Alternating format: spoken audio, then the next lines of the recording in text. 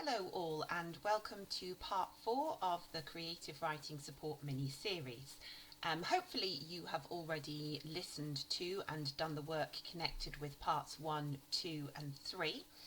So this session is all about figurative language. So what is figurative language? Well, basically it's when we use a word or a phrase in a situation where it doesn't have its normal, everyday, literal meaning. So, for example, if it's raining hard outside and someone says, "Oh, it's raining cats and dogs," they don't literally mean it's raining cats and dogs. They just mean it's raining hard. So that's a good example of figurative language. Okay, so we are going to be looking at metaphors, similes and personification today because those are all elements of figurative language. Let's have a little reminder about personification first. So, personification is when you give an animal or an object qualities or abilities that only a human can have. So it's when you give something those human qualities, you are using personification. Really, the question is, why include personification? And the answer in many ways is really simple, because from our human perspective, we feel that we have, as humans, the greatest capacity for kindness, for love, for thought, for cruelty, for hatred, in fact, for absolutely everything. We see ourselves as having the most important and valuable range of emotions and abilities. So we use personification to emphasize these aspects in non-human things. Weather can't have emotions and it can't have thoughts, but if we give it emotions and thought, we can make it more impressive. So we could make a storm more threatening by making it a cruel storm. So you can see that by using these human characteristics, we add to the impact of non-human things. So if we return to our picture that we've been looking at throughout all these sessions, we need to remind ourselves again, as we have done really with every session, what atmosphere it is that we are trying to create. And then we need to adapt our figurative language really carefully to suit this atmosphere. So for me, if you remember, my atmosphere was going to be one of seriousness, of threat, of loneliness, isolation, all of those characteristics. And I would use my figurative language to add to that sense of threat and loneliness, etc. So once I've reminded myself of what kind of atmosphere I'm trying to create, I then look at the picture and think, well, what could be personified? The cliff might work. The pinnacles below, they're very jagged, they're almost like teeth, so maybe we could go somewhere with that. The mist, I remember reading some Wilfred Owen poetry, and the cold comes feeling for the faces of the soldiers. So I might take some of that influence from another writer and use it to inspire me. The sky could also be personified. So there's lots and lots of opportunities here to take things and give them human qualities that suit the atmosphere we're trying to build up. So what I'd like you to do at this stage is to have a look at the picture for yourself and decide on some potential areas for personification. You might use aspects of what I've done, but you might also find other things that could work really well in a personified way. So just take a moment to do that, pause the video, and when you've done that, then start again. Okay, so we just want to make sure you're thinking really carefully about creating the atmosphere through careful choice. So I have had a go at personifying the mist. So in this first sentence, the mist clung to her. There's a slight element of personification going on in that verb, clung, because it gives a sense of hands, of something holding on to her, which has a human aspect to it. I've also done this one. The mist reached out its cold fingers towards her, silently feeling for her face. I've definitely stolen Wilfred Owen's technique there. So that second one, slightly adapted, still going with the idea of the mist, but this time I've extended that idea of the clinging, and I've gone with the fingers. Okay, and then we've got this one. The mist wrapped itself around her. Now, looking at those three examples, I think they have slightly different effects, even though they are doing similar things.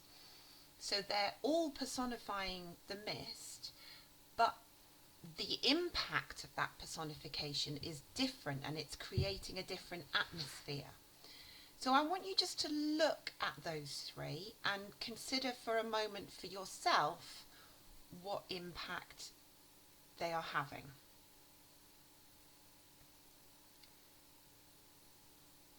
I'd also like you to think about which one you feel works best. So for example, that last one, the mist wrapped itself around her.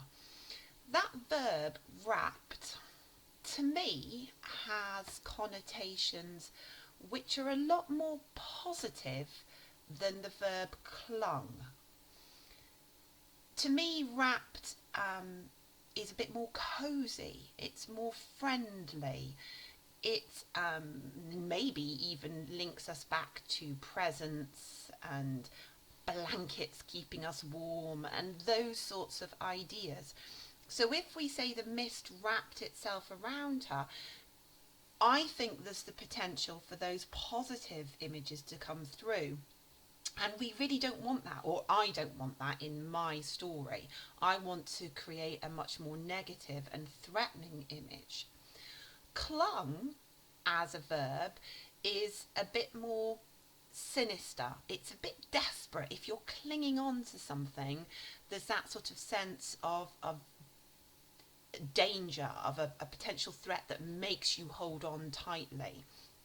So that does begin to create a bit more tension. The mist reached out its cold fingers towards her, silently feeling for her face. Well, that again maybe has an element of threat, doesn't it? The cold fingers don't seem very pleasant, and maybe it's an invasion of her private space that isn't very nice. And that silently feeling for her face, again, there's something a bit unpleasant about that sense of something coming at you silently and without your permission and trying to reach out and get hold of you. So I think that there is more obvious threat in that than in the mist wrapped itself around her. Now these are subtle differences, but they're really important differences in your own writing. So as you develop your ideas about personification, I want you to be looking really carefully at the impact of your choices and thinking, are the connotations right? Am I selecting something which creates the atmosphere that I want to create in my story? Okay, so that's something really important for you to be working on as you develop through these. Finally, before I move on, I just want to remind you It should have been obvious that verbs were really important in those three sentences. And I want you to really focus on the effect that your verbs are having, especially when you're aiming to use personification. Because that difference between clung and wrapped is entirely based on those verb choices. Obviously the silently feeling is that combination of the verb and the adverb working together. But in that second one, we've also got the important element of cold fingers, which is obviously the noun phrase. So different aspects of the sentence are important, but verbs are definitely key to how you're using personification. Okay, so moving on, just a reminder of similes and metaphors. The main difference between a simile and a metaphor is that a simile uses words like or as to draw that comparison, whereas the metaphor is simply stating the comparison without using like or as. So, darkness enveloped her like a shroud is an example, therefore, of a simile using like, and the shroud of darkness hid the world is a metaphor because it's not using like or as. Now, you might be thinking, okay, that might work, but you need to be considering the connotations of shroud. So I just want to make sure you understand what that word means. So a shroud is a piece of material that covers a dead body. Now, when you know that, suddenly that makes that choice quite effective in terms of me thinking about the negative image I want to create in my story. So using something like a shroud with all those connotations is quite effective.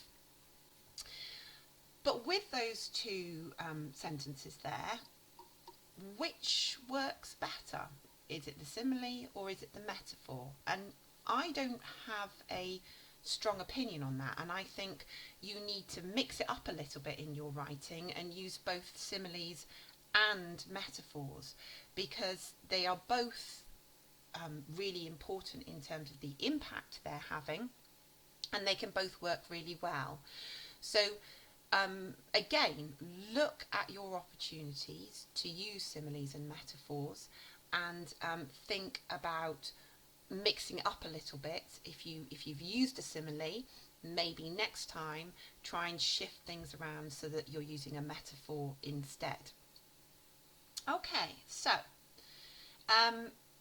take a moment again, go back to your image and have a go at finding opportunities to bring in some metaphors and similes. Think about that descriptive detail that you want to build up, and think about that atmosphere you are trying to create. Keep coming back to that atmosphere, so important. Okay, if you just like to pause the video now and have a go at that.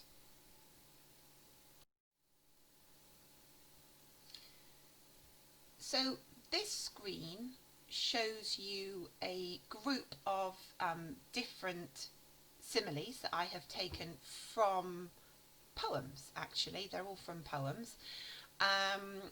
So this is just maybe an opportunity for you to have a go at an activity and consider the importance of careful selection. So I've said this a few times already, that you need to think about the connotations. You need to make links which are interesting. So what we've actually got on the screen now is the first part of the simile in the second column. So the dishes pile up. And then we've got the second part of the simile in the second column, but they're not matched up. So if I read across the whole of the top line, it says the dishes pile up like a knife. And that, as a simile, doesn't really make any sense. However, there is an end which will make sense with that simile. And I'd like you to have a bit of an experiment and see if you can work out which ones work well and which ones don't really work so well. And actually, there are a few places where there are different options, there's different possibilities. So if we look at and life slips by, that second one, and life slips by like a knife. I don't really understand the connection there. Knives are sharp, knives are dangerous, but life? I'm not sure about that. So let's go on to the second one. And life slips by like an artery. Well, again, what's the artery doing? How does that link to life? So this is what you need to do. You need to go through and you need to be thinking about how one might link to the other. Life slips by like guilt. I quite like that one. That's quite interesting because it paints a rather negative picture of life. Life slips by like a field mouse not shaking the grass. That idea of life not having any sort of impact, that you can't change things with your life. Again, it's quite a negative image of life, but it does work. So that's what I want you to do. Work your way through, have a go at this, try and link them up, and think about different possibilities of how they could be linked up. So this exists as a Word document, and you can print it off if you want to and draw lines going from one to the next, and then write down with a couple, I think the ones that you found more interesting, write down why you decided to go with the ending that you went with, what sort of impact you feel that simile is having. And this whole exercise should therefore help you to build up a sense of how similes can work really well to get your reader thinking in an unusual but an interesting way about the thing that you want them to focus on. So have a go at that and share your ideas with me.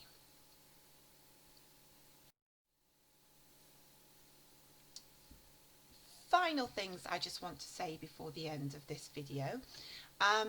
Really important to not overuse similes and metaphors in particular. They work really, really well, but if you have them in every other sentence, then it's just going to be overload. Also, avoid the cliches. Think about the effect you want to have rather than just going for something that you have heard before.